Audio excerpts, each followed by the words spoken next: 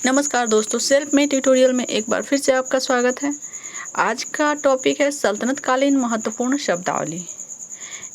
अभी जो सीरीज आप देख रहे हैं नेट JRF 2020 क्विक प्रिपरेशन, यानी कि जो नेट एग्ज़ाम का जो डेट निकल चुका है उसकी जो तैयारी कर रहे हैं उनके रिगार्डिंग हमने बहुत ही मेहनत करके कोशिश करके कुछ ऐसे टॉपिक महत्वपूर्ण बिंदुओं को मैं लेकर आपके पास आ रही हूँ, आपके सामने आ रही हूँ, ताकि आप एक रिवाइज के तौर पे उसको पढ़े समझे।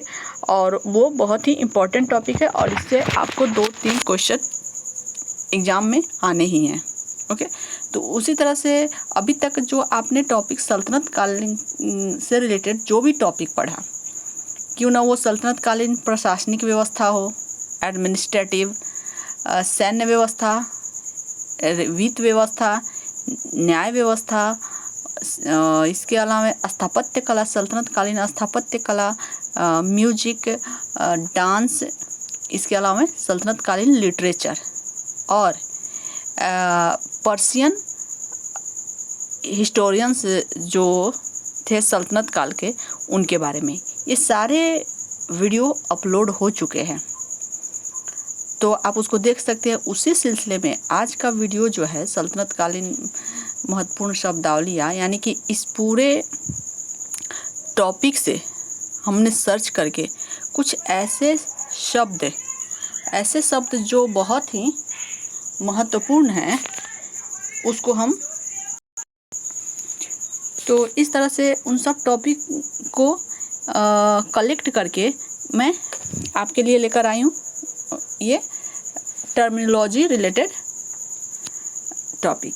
ओके, तो आप इसको पढ़ें, देखें, समझें, क्योंकि इससे 2 क्वेश्चन तो आने ही हैं। साथ ही यदि आप हिस्ट्री सब्जेक्ट के नेट JRF के सिलेबस देखेंगे तो यूनिट 1 का जो टॉपिक है उसमें बहुत सारे ऐसे शब्दावली दिए गए हैं, शब्द दिए गए हैं। उस शब्द को क्या करना है, आपको अर्थ बताना है और उससे क्वेश्चन पूछे जाते हैं।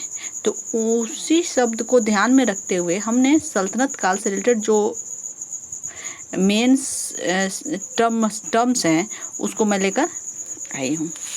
चलिए, बातें बहुत हो गई, आप भी सोच रहे होंगे कि बोर हो रहे होंगे। ओके, चलिए आगे बढ़ते हैं। ये सल्तनत कालीन महत्वपूर्ण शब्दावलियाँ हुआ, इम्पोर्टेंट टर्मिनोलॉजी। फर्स्ट जो हम लोग पढ़ेंगे वो है आरजे ममालिक। यह दीवाने अर्ज का सर्वोच्च अधिकारी होता था। दीवाने अर्ज की स्थापना किसने की थी? दीवाने अर्ज, जिसको हम लोग हिंदी में सैन्य विभाग कहते हैं, दीवाने अर्ज की स्थापना बलबन ने की थी।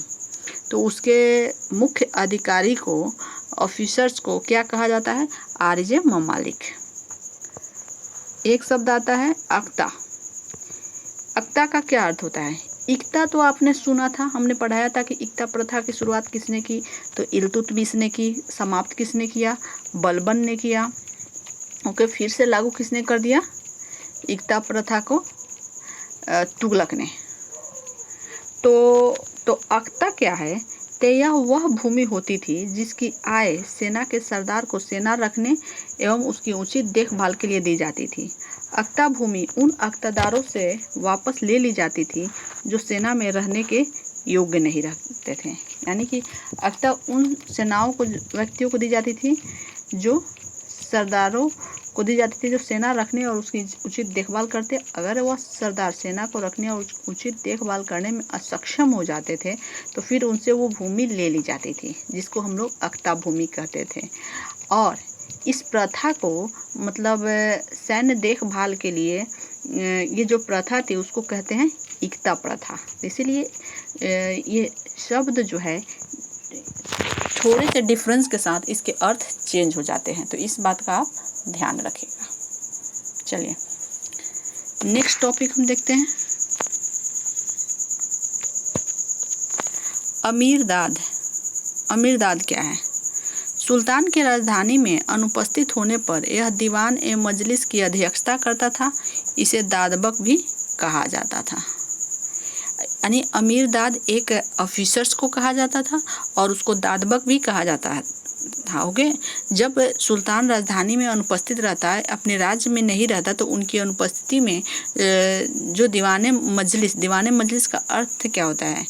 आम, आप जब मुगल काल में जाइएगा तो उसमें पढ़िएगा दीवाने आम, दीवाने खास, तो वहीं दीवाने मजलिस यानी कि सभा जो होता था, उसी सभा की अध्यक्षता करता था अमीरदाद, जिसको दादबक भी कहा जाता था। चलिए, इतलाकी क्या है? यह वह भूमि होती थी जिसकी देखभाल सुल्तान के कर्मचारी करते थे। इतलाकी भूमि की देखभाल कौन करते थे? सुल्तान के कर्मचारी। इसके साथ साथ एक खालसा भूमि भी होती थी जिस पे राज्य का यानी सुल्तान का अधिकार होता था। इस एक तरह से कहे कि सरकारी भूमि को खालसा भूमि कहते हैं, और इतलाकी भूमि वह भूमि जिसकी देखभाल सुल्तान के कर्मचारी करते थे। चलिए, इकरार विद्वानों एवं धार्मिक लोगों को दी जाने वाली आर्थिक मदद। क्या है इकरार? आप इकरारनामा पढ़े होंगे कि हमने ये इकरारनामा तैयार कर दिया, इसके अनुसार ये चीज़ उनको दे दिया, तो वही इकरारनामा का अर्थ होता है विद्वानों और धार्मिक लोगों को दी जाने वाली आर्थिक मदद। कुब्बा, ये कुब्बा क्या होता है? तो कुब्बा भी सल्तनत कालीन वर्ड है, उर्दू से लिया गया वर्ड है। खुशी के समय मार्गों में बनने वाला एक प्रकार का तोरण द्वार या गुंबद, यानी कि जब कोई सुल्तान विजय पताका लहराता था तो उसकी खुशी में विजय स्तंभ का निर्माण करता, तो उसको विजय स्तंभ कहिए या तोरण द्वार या गुंबद का निर्माण करता। मान लीजिए कि कहीं से जीत के आया और उस राज्य पर अधिकार कर लिया, तो फिर वह तोरण द्वार बनाता। तोरण द्वार होता कैसे, मैं बताती हूँ। ऐसे हुआ, ऐसे जो आजकल पंडाल बनाए जाते हैं ना, पंडाल चौकोर बनाए जाते हैं, गोलाकार बनाया जाता है, फिर उसके ऊपर एक गुंबद खड़ा कर दिया जाता है ना, तो वही होता था तोरण द्वार, जो खुशी का प्रतीक था, जीत का प्रतीक था। कुफ्र क्या है? उस व्यक्ति को कहा जाता था जो अल्लाह और कुरान में विश्वास नहीं करता था। कुफ्र किसको कहा जाता था? उस व्यक्ति को कहा जाता था जो अल्लाह और कुरान में विश्वास नहीं करता था। ओके, चलिए, खान क्या है? खान जो है सरखेलों, सिपह सलारों, अमीरों और मालिकों के ऊपर के अफसर को खान कहते थे। खान किसको कहते थे? सरखेलों, सिपह सलारों, अमीरों और मलिकों के अफसर को खान कहते थे।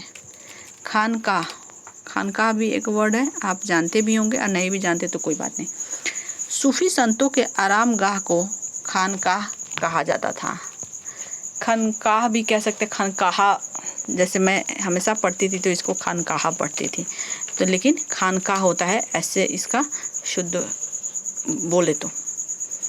सूफी संतों के आराम गाह को आराम गाह कहे या उनके ठहरने का जगह, जैसे कि पुजारी रिलेटेड कहाँ से होता है? मंदिर में, मौलवी मस्जिद में, पादरी चर्च में।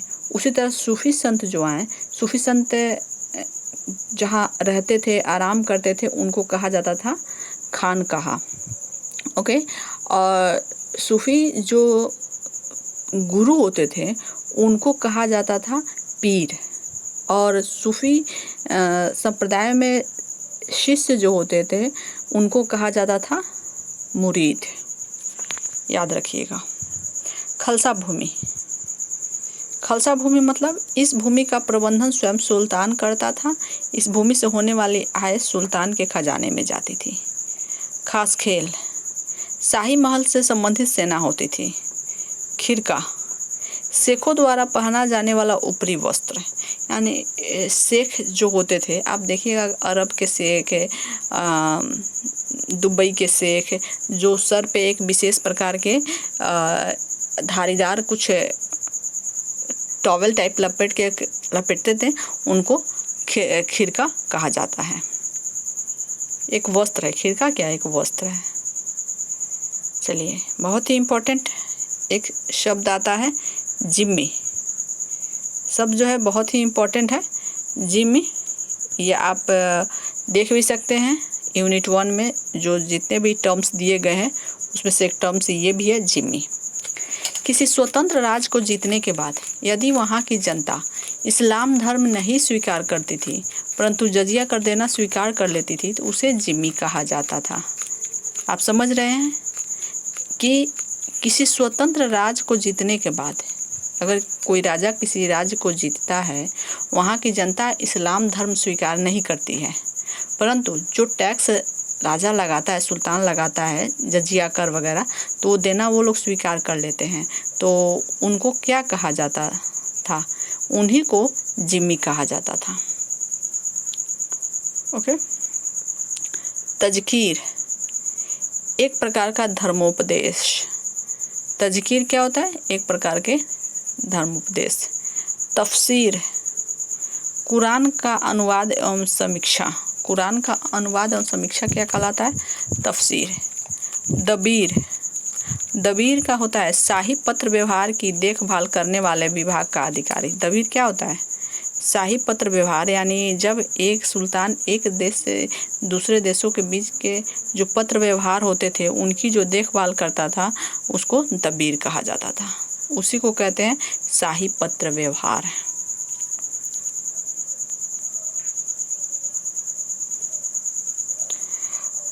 एक शब्द आता है नायब बारबक।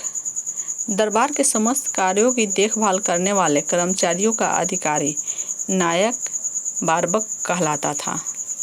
यानी कि दरबार में जो कार्य होते थे उनकी देखभाल करने वाले कर्मचारियों का अधिकारी जो होता था, जो कर्मचारी देखभाल करते उनके ऊपर भी एक अधिकारी होता था और उन्हें ही नायक बारबक कहा जाता था। नौबत क्या है? कहते हैं ना कोई काम की इस काम करने की नौबत ना आए, तो ये नौबत समझ लीजिए, उसी से रिलेटेड थोड़ा सा याद कर लीजिएगा। ये सब शब्द जो हैं उनको याद करने के लिए कुछ ना कुछ लॉजिक लगाना ही पड़ेगा। यदि आप खुद ब खुद लॉजिक लगा के याद करोगे तो आप आसानी से याद कर सकते हो।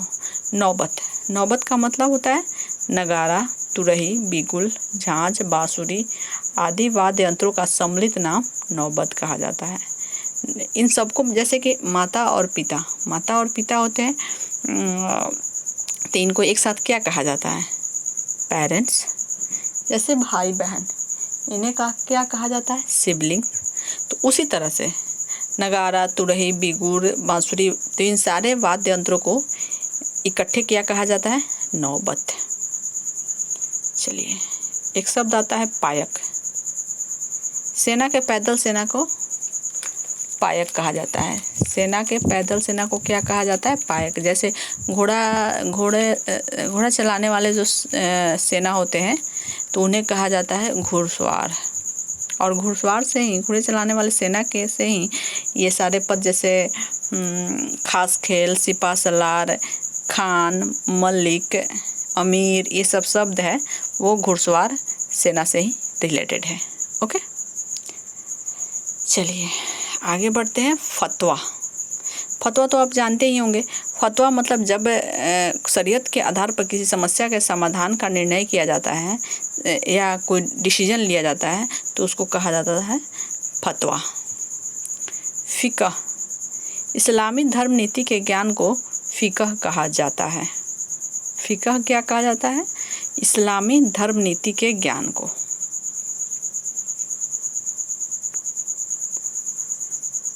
बरीद समाचार वाहक को बरीद कहा जाता है और पूरे गुप्तचर विभाग होता है उसके अधिकारी को बरीद ए मुमालिक भी कहा जाता था। बलाहार साधारण किसानों को बलाहर कहा जाता था। साधारण किसानों को कहा जाता था। मावस क्या है? अमावस से आप समझ जाइएगा। मावस उस घने जंगल और पहाड़ी इलाके वाले भाग को कहते थे जहां प्रायः विद्रोही विद्रोह करके छिप जाते थे। तो उस जंगल को क्या कहा जाता था? यानी कि जो जंगल ज़्यादा घना हो और साथ ही जो विद्रोही या विद्रोह करके या ये कहे कि छापेमार युद्ध करके या गोरिल्ला युद्ध करके छिप जाते थे आसानी से, तो उस जंगल को मावस कहा जाता था। मसाहत, मसाहत यानी भूमि की पैमाइश, यानी भूमि की जो माप कराई जाती थी उसको मसाहत कहा जाता था। मिल्क, मिल्क मतलब ये ना समझिएगा कि मिल्क मतलब क्या होता है।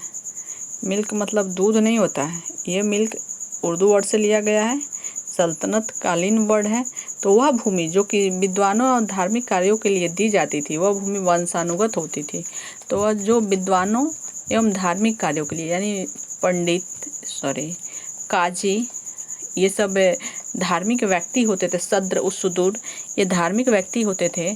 उन्हें उनके कार्यों के बदले में भूमि दी जाती थी, और वो भूमि जो होती थी वो वंशानुगत होती थी। तो उस भूमि को क्या कहा जाता था? उस भूमि को मिल्क कहा जाता था। ओके, चलिए नेक्स्ट टॉपिक। मुक्ता, बड़ी अक्ता के मालिक मुक्ता कहलाते थे। यानी जब बड़ी बड़ी अक्ता, यानी ज़्यादा जिसके पास खेत होता था, अक्ता होता था। अक्ता भूमि यानी सरकार द्वारा सेना रखने के रख रखाव उसकी देखभाल करने के लिए जितनी अधिक भूमि दी जाती थी, यानी जिसके पास ज़्यादा सेना होती थी उसकी ज़्यादा भूमि होती थी, यानी ज़्यादा अक्ता हो उसके पास। तो इस तरह से बड़ी अक्ता के मालिक मुक्ति कहलाते थे, मुक्ता कहलाते थे। मुत्सरिफ, रिफ, गांव में किसानों से भूमि कर वसूल करने वाले अधिकारी मुत्सरिफ कहलाते थे। मोहतासिब, ऐसी सभी बातों को रोकने वाले अधिकारी जो गैर इस्लामी है। शरा के नियमों के पालन के विषय में देख रेख इस अधिकारी को करनी पड़ती थी। मुहतसिब क्या होता था? मुहतसिब जो होता था नैतिक कार्यों की देखभाल, यदि एक शब्दों में कहे तो नैतिक कार्यों की देखभाल करता था। शरा के नियमों के पालन के विषय में देख रेख इसके अधिकारी को करना पड़ता था। चलिए, एक बहुत ही इम्पोर्टेंट टॉपिक, मेमार। इम्पोर्टेंट टॉपिक क्या है? मेमार है। इमारतों का निर्माण करने वाले इंजीनियर को क्या कहा जाता था? इमारतों का निर्माण करने वाले इंजीनियर को मेमार कहा जाता था। ओके। वक़्फ़, वह धन संपत्ति, वह भूमि जिसे धार्मिक कार्य हेतु सुरक्षित रखा जाता था। वह धन संपत्ति और भूमि जिसे धार्मिक कार्यों के लिए सुरक्षित रखा जाता था, उस भूमि को वक़्फ़ भूमि कहा जाता था। वाली, प्रांतों में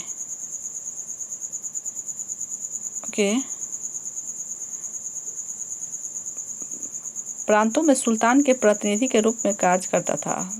वाली जो होता था सुल्तान के प्रतिनिधि के रूप में कार्य करता था। प्रांत स्तर के समस्त अधिकार इसके पास होते थे। सदका, एक प्रकार का धार्मिक कर। सदका क्या होता है? सदका बहुत सारे गानों में भी सदका करे करके कुछ ऐसे सॉन्ग्स भी हैं, तो उसका मतलब होता है एक धार्मिक कर। सभा, सूफियों का संगीत तथा नृत्य। सूफियों के संगीत नृत्य को क्या कहा जाता था? सभा कहा जाता था। चलिए कुछ टॉपिक और हैं, जैसे सरखेल। सरखेल जो होता था 10 सवारों का सरदार, 10 सवारों के सरदार को सरखेल कहा जाता था। सरजानदार, सुल्तान के अंगरक्षकों का सरदार जो होता था उसे सरजानदार। देखिए इसमें जान है, जानदार, तो यानी कि जरूर जान के बारे में बात कर रहा होगा। तो ये अंगरक्षक वगैरह बॉडीगार्ड टाइप फील हो रहा है नाम से ही। इस तरह से आप याद कर सकते हैं, सुल्तानों के अंगरक्षक का सरदार जो होता था सरजानदार होता था। सरहंग, निम्न वर्ग का एक कर्मचारी होता था। सरहंग क्या होता था? निम्न वर्ग का एक कर्मचारी। हदीस, मोहम्मद साहब के कथनों तथा उनके जीवन से संबंधित कहानियों का संग्रह क्या कहलाता है?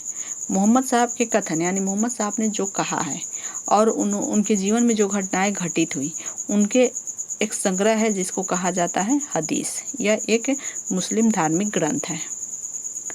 हस्मे अतराफ, प्रांतों की सेना को क्या कहा जाता था? हस्मे अतराफ। हस्मे क्लब, दिल्ली की सेना को दिल्ली की सेना को हसम क्लब कहा जाता था। ओके, तो ये रहे आपके इम्पोर्टेंट टॉपिक। आप हमें ज़रूर बताइएगा कि आपको ये टॉपिक कैसा लगा। अगर टॉपिक अच्छा लगा हो तो वीडियो को ज़्यादा से ज़्यादा लाइक करें, शेयर करें और साथ ही चैनल को सब्सक्राइब कर लें। आज के इस टॉपिक के साथ मेरा सल्तनत कालीन जो टॉपिक है पूरा कंप्लीटेड है। ओके, तो अब मैं नेक्स्ट टॉपिक लेकर आऊँगी। आप अभी जो मेरे दिमाग में आ रहा है वो टॉपिक होगा जैन धर्म और बौद्ध धर्म। जैन धर्म और बौद्ध धर्म की जो मुख्य पुस्तकें हैं, साहित्य है, वो वीडियो अपलोड हो चुके हैं। आप प्ले लिस्ट में जाकर देख सकते हैं। बहुत ही अच्छे तरीके से उनकी पुस्तकों का जिक्र किया गया है, उसकी व्याख्या की गई है। आप उसको पढ़े समझे, उससे भी क्वेश्चन आते हैं क्योंकि हमने बहुत ही अच्छी तरह से समझा के छोटे छोटे टुकड़ों में आपको बताया है, तो आप देख सकते हैं। अब मैं जैन और बौद्ध धर्म पे एक वीडियो लेकर आऊँगी, साथ ही उससे जो MCQ टॉप MCQ है उससे रिलेटेड उसका भी एक सीरीज़ लेकर आऊँगी। बस आप देखते रहें, पढ़ते रहें और इस तरह साथ निभाते रहें। तब तक के लिए आपको बाय करूँगी, साथ ही आपसे विदा लूँगी। आप चैनल को सब्सक्राइब करना ना भूलिएगा। ओके, धन्यवाद, नमस्कार।